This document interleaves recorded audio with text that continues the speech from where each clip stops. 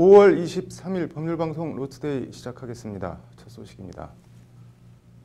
취객 제압 과정 동영상이 공개되며 여경 혐오 논란으로까지 번진 대림동 여경 논란 어떻게 생각하십니까? 경찰의 적절한 물리력 사용에 대해 생각해봤습니다. 법률방송 카드로 읽는 법조 신세아 기자입니다. 지난 13일 서울 구로구 대림동. 경찰 뺨을 때린 만취한 취객 제압에 나선 여경이 황급한 목소리로 남자분 나와주세요 빨리라고 도움을 요청합니다. 관련 동영상이 대림동 여경이라는 제목으로 온라인에 퍼지며 일파만파 파문이 번집니다. 청와대 국민청원 게시판엔 여경이 아닌 경찰을 뽑아달라는 식의 여경에 대한 비판과 비난이 폭주합니다. 경찰대 출신 표창원 더불어민주당 의원이 만약 힘만으로 경찰을 뽑는다면 격투기 선수나 운동선수만 경찰관으로 뽑으라는 거냐며 여경 엄호에 나서지만 역부족입니다. 안 돼요. 어떻게. 전 여자라 수갑 못 채워요. 남자분 나오시라고요. 경찰청 페이스북 폴인러브에서 진행한 안전 이행시 선물 증정 이벤트엔 여경을 희화화하는 이행시가 넘쳐나는 등 급기야 여경은 조롱과 비하 대상으로까지 전락합니다.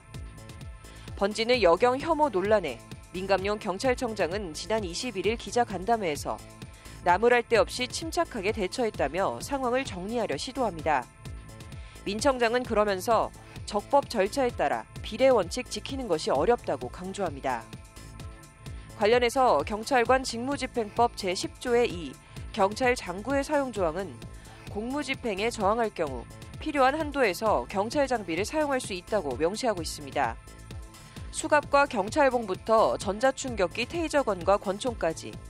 하지만 정작 필요한 한도와 필요한 장비, 해당 장비 사용이 필요한 경우는 구체적으로 적시하지 않고 있습니다. 만일 뺨 맞은 경찰이, 여경이, 수갑이 아닌 테이저건으로 취객을 제압했다면 어땠을까요? 모르긴 몰라도 이번 같은 비하나 조롱 대신 과잉 진압, 과잉 대응, 폭력 경찰 논란이 일진 않았을까요? 세게 나가면 세게 나간다고, 약하면 약하다고, 이래도 비판 저래도 비판을 듣는 동네북이 돼버린 민중의 지팡이 경찰. 그래서 만들었습니다. 경찰 물리력 행사 기준, 방법 경찰청 예규. 해당 예규는 상황을 수능과 소극적 저항, 적극적 저항, 폭력적 공격, 치명적 공격 5단계로 나누고 각 단계에 따라 사용할 수 있는 구체적인 물리력 행사 수단과 범위를 적시하고 있습니다.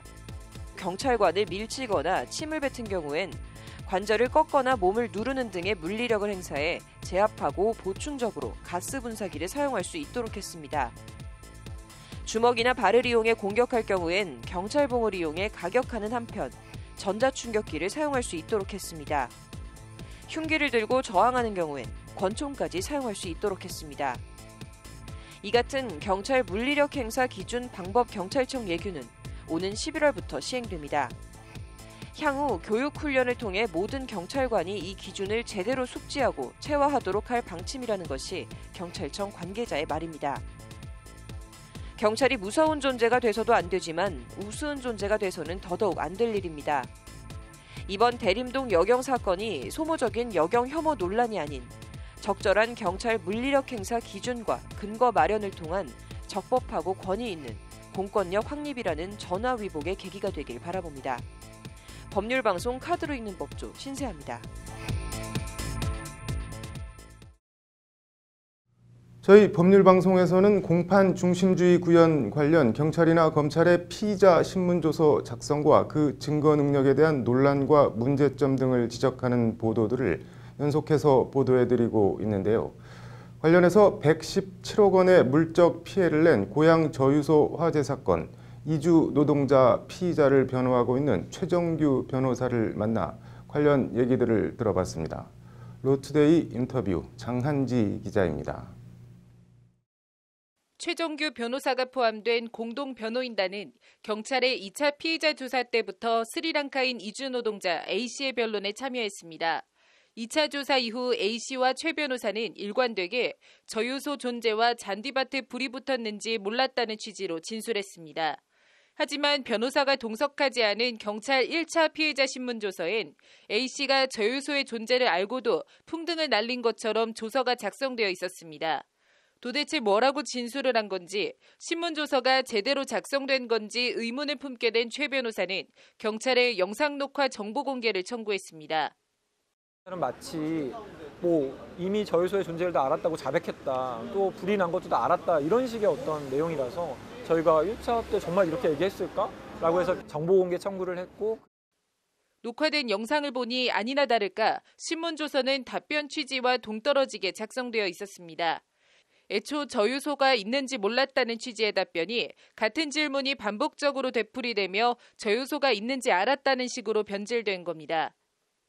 근데 영상을 보면 안 게 아니라 계속적으로 질문을 하니까 수십 번, 수백 번 반복돼서 물어보니 그럴 수도 있었겠네요 라고 하는 정도의 답이었는데, 이걸 마치 문답으로 저유소가 있는지 알았나요? 알았다. 이런 식으로. 경찰이 무려 123차례나 거짓말하지 말라는 식으로 피의자를 압박한 것도 영상을 통해 드러났습니다. 경찰은 결국 이렇게 꾸며진 피의자 신문조서로 중실화 혐의를 적용해 기소 의견으로 검찰에 송치했습니다.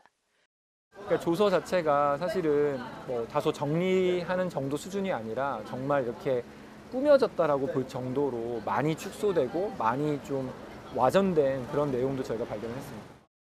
최 변호사는 경찰과 검찰 같은 수사기관에서 신문과 답변 내용을 정리해서 작성하는 현재의 신문조서 자체에 근본적인 의문을 제기합니다.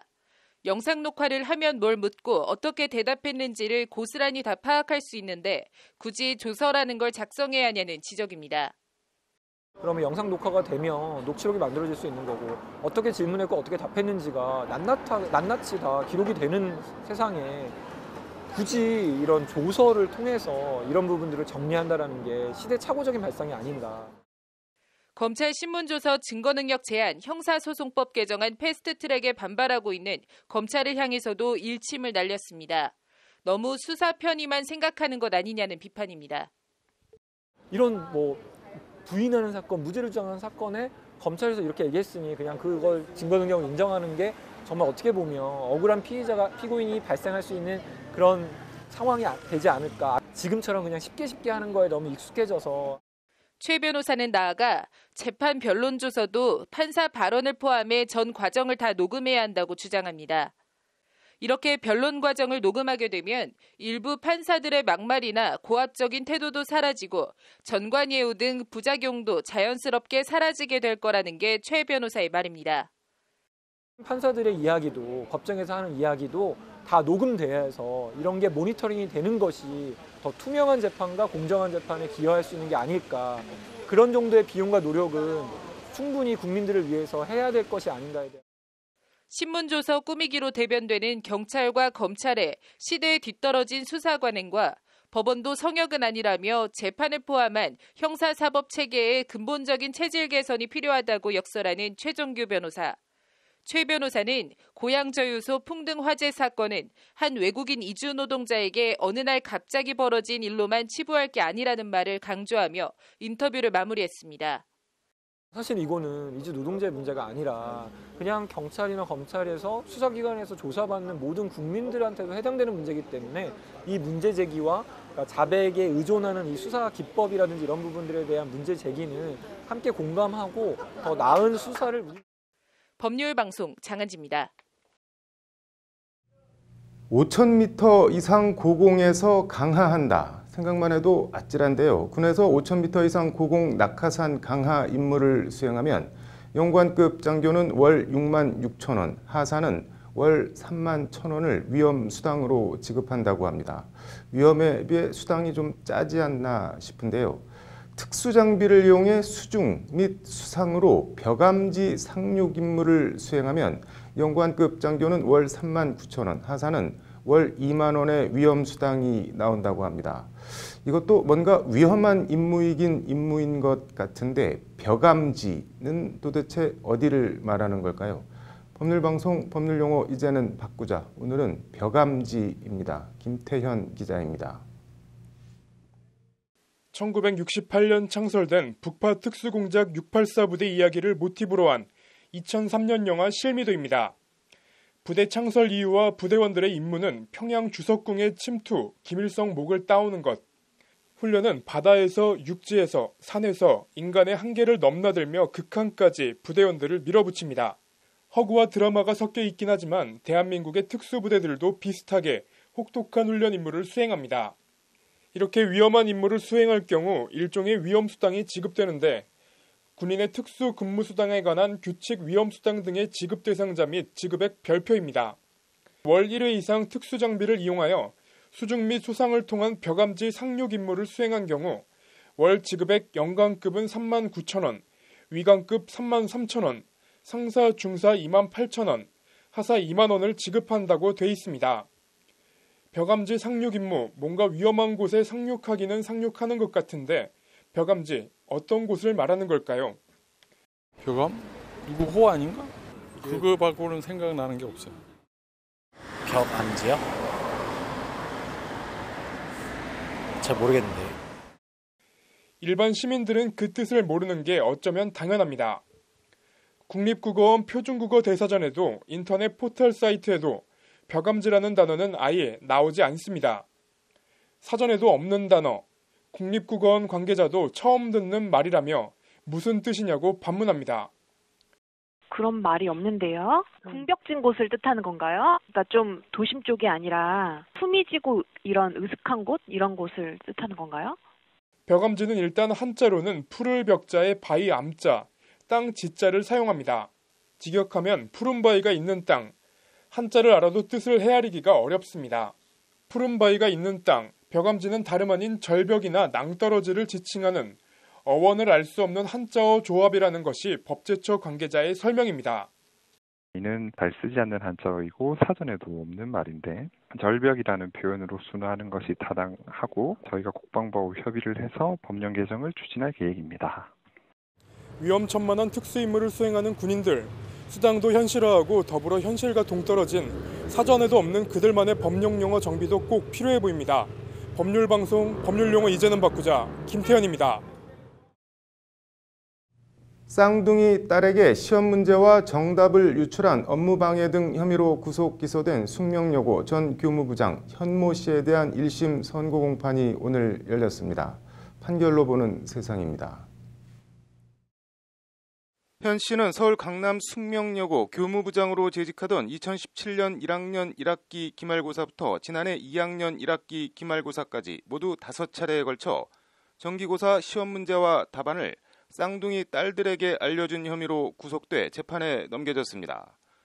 이 기간 쌍둥이 중 언니는 1학년 1학기에 전체 석차가 100등 밖이었다가 2학기에 5등, 2학년 1학기에 인문계 1등으로 비약적으로 성적이 올랐습니다. 쌍둥이 동생 역시 1학년 1학기엔 전체 50등 밖이었다가 2학기에는 2등, 2학년 1학기에는 자연계 1등으로 우뚝 올라섰습니다. 중위권 정도 성적에서 1년 반 만에 각각 인문계와 자연계 전체 1등으로 올라선 겁니다.